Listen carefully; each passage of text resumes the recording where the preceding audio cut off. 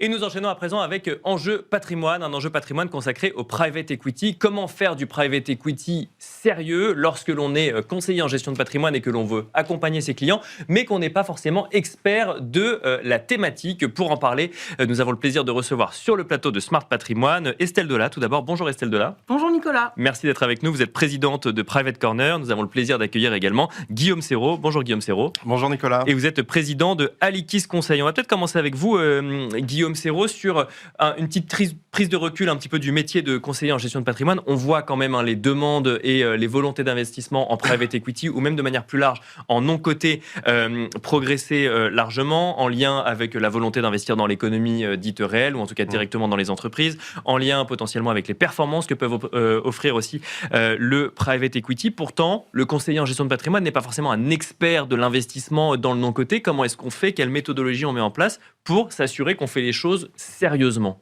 La première chose, effectivement, en tout cas de mon point de vue, un conseiller en gestion de patrimoine, c'est un allocataire patrimonial au sens large et j'ai envie de dire un généraliste.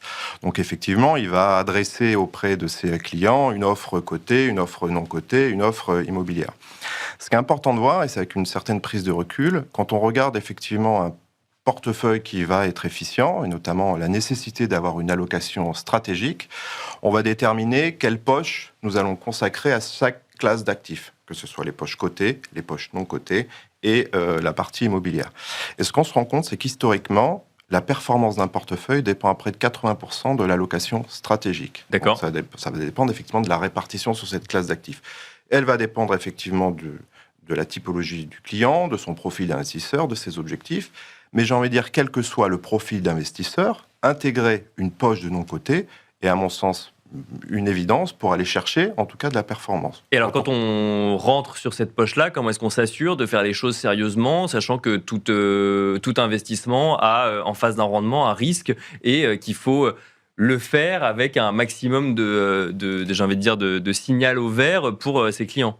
Effectivement, ça dépend déjà comment la structure, la société de gestion de patrimoine est structurée. Alors nous, chez Alikis Conseil, on a la chance d'être adossé auprès de Cyrus Erez, qui a... Depuis très récemment, si je dis pas de Depuis très bêtises. récemment, depuis septembre dernier, qui a une équipe en interne pour aller sélectionner les meilleures opportunités de marché, et qui a une manufacture avec Flandrin, qui permet d'avoir accès aux fonds les plus importants du marché, qui sont de qualité institutionnelle, par des feeders, par des fonds de fonds, par des club deals ou par des fonds de co-investissement. Donc soit on est structuré en interne, soit ça nécessite d'être accompagné non pas par une structure qui n'est que promoteur de tel ou tel produit, mais par une structure qui va accompagner le CGP à choisir les bons fonds et aussi à choisir la bonne typologie de fonds. Est-ce qu'on va sur du private equity? Est-ce qu'on va sur de la dette privée? Et au sein de la dette privée ou du private equity, il y a différentes... Qu'est-ce qu'on choisit? Qu'est-ce qu'on choisit à l'intérieur et même au niveau de l'investissement d'infrastructures.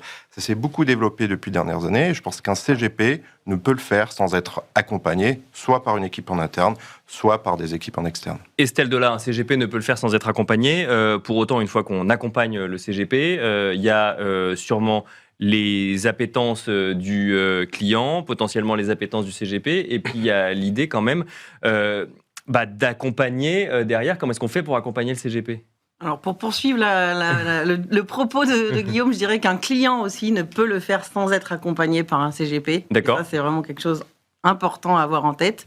Et ensuite, pour également paraphraser ce que vient de dire Guillaume, le CGP qui n'aurait pas sa manufacture en interne et qui donc devrait prendre appui sur quelqu'un comme Private Corner par exemple, une plateforme qui fait le lien entre des conseillers et des investisseurs, doit s'assurer effectivement d'avoir accès aux bons fonds, aux bons outils, à une équipe qui est à sa disposition pour lui construire justement une offre la plus diversifiée qui soit, pour s'adapter justement aux besoins de ses clients à un instant T, mais aussi à un instant T+1, T+2, T+3. Parce que c'est de l'investissement long terme en plus. Voilà, c'est un investissement qui se fait dans du temps long et où on a une logique de stock et de flux. Et ça, c'est vraiment important d'avoir ce sujet en tête. C'est quoi les bons fonds ou les bons outils pour un CGP?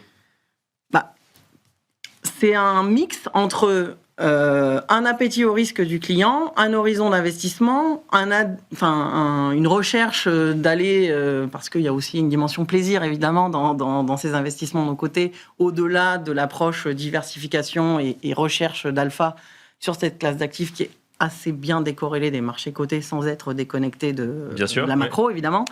Donc, nous, convaincus qu'il n'y a pas une solution unique, c'est vraiment la raison pour laquelle nous avons une approche en architecture ouverte et dans une logique de gamme et de briques. D'accord. C'est-à-dire qu'un fonds vient exposer à une stratégie donnée sur un secteur, une géographie, un niveau de diversification qui va permettre justement, qui va demander évidemment un effort certain, et aussi, avant d'aller faire du conseil, d'avoir eu cette capacité à s'approprier une classe d'actifs en général et une gamme en particulier pour pouvoir vraiment avoir le bon conseil en fonction du client auquel on aura affaire. Quand on parle de gamme, on parle de tickets d'entrée ou de montants investis par le client final. En fait, à la fois de typologie de fonds et de stratégie sous-jacente. D'accord. Puisqu'on peut être soit sur du private equity, soit sur de l'infrastructure, soit sur de la dette privée. Et dans le private equity, vous avez également des sous-segments, growth, buyout,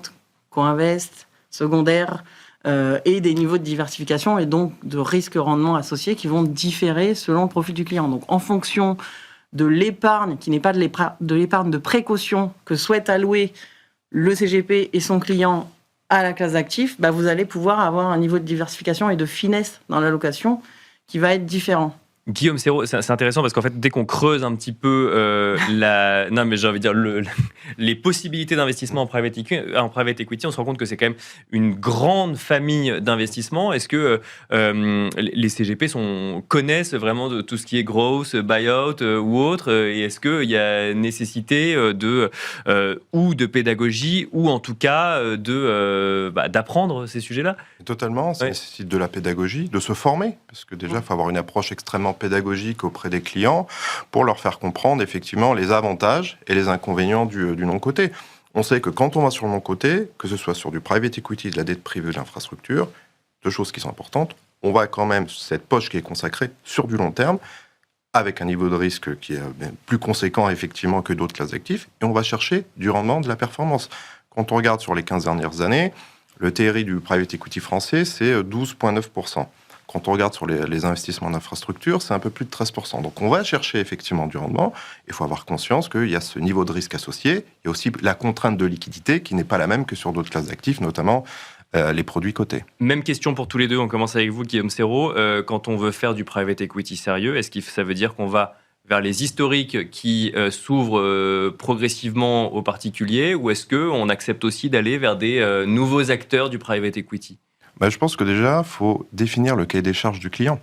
Je pense que c'est ça qui est important. Un client qui va commencer à rentrer sur le private equity, peut-être qu'on va plus aller sur des fonds historiques. Aujourd'hui, on a la possibilité d'avoir des feeders, c'est-à-dire des fonds nourriciers de fonds maîtres, qui étaient autrefois réservés aux institutionnels, qui est maintenant plus ouvert aux investisseurs privés.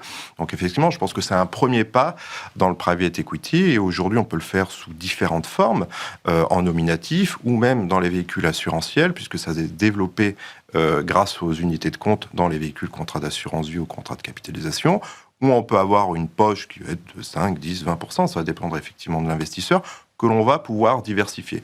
Donc je pense que c'est une des premières façons d'entrer dans le private equity. Estelle, de la même question, est-ce qu'on fait une différence entre nouveaux entrants et acteurs historiques quand on veut faire ça de manière sérieuse justement et qu'on engage sa crédibilité vis-à-vis de ses clients ?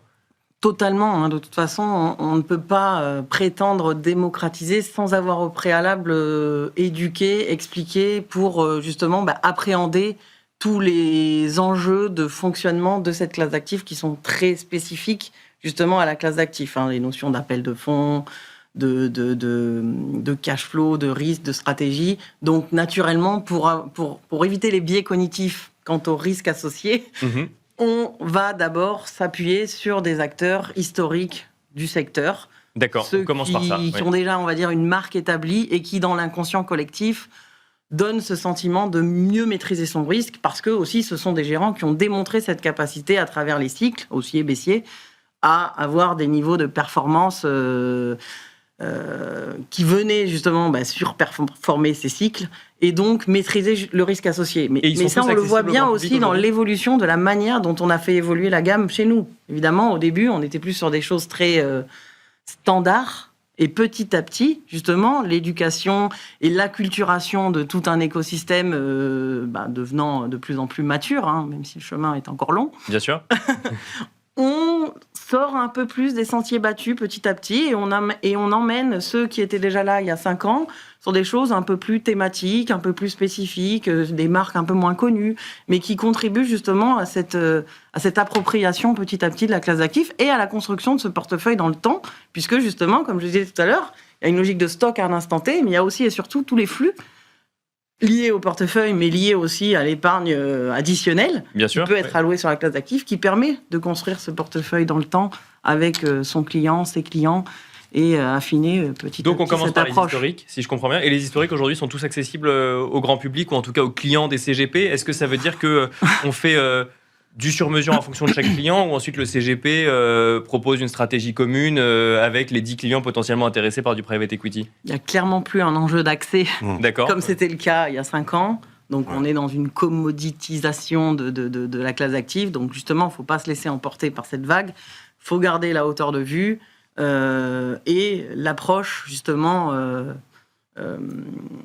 artisanale, je dirais, bien sûr, de médecins de famille du patrimoine pour justement se différencier dans un marché très concurrentiel, aussi bien au niveau des conseils que des plateformes et des offres, pour continuer à maîtriser le risque associé au portefeuille non coté des clients, tout en allant justement délivrer les promesses associées à la classe d'actifs en termes de rentabilité.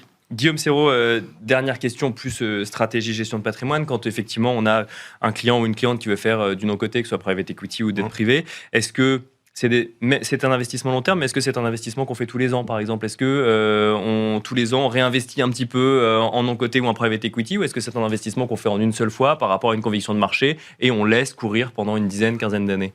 Ça va dépendre déjà des stocks et des flux du client, mais on va dire que quelqu'un qui a la capacité d'investir régulièrement, en tout cas grâce à son épargne financière, je veux dire, évidemment, oui, parce qu'on va aussi diversifier les points d'entrée, on va rentrer sur de nouveaux fonds qui vont être créés. Donc, effectivement, ça permet de lisser aussi son risque, de la même manière qu'on peut le faire sur les marchés cotés. Il y a des opportunités de marché qui naissent chaque année sur les différentes familles, comme on le disait avec Estelle, du non-coté. Et je pense que c'est évidemment une opportunité d'investir en plusieurs fois, sur le long terme, sur ces 3 grandes familles du non-coté. Merci à tous les deux. Merci Guillaume Serrault, président d'Alictis Conseil. Merci Estelle Delat, présidente de Private Corner. Et quant à nous, on se retrouve tout de suite dans l'œil de l'expert.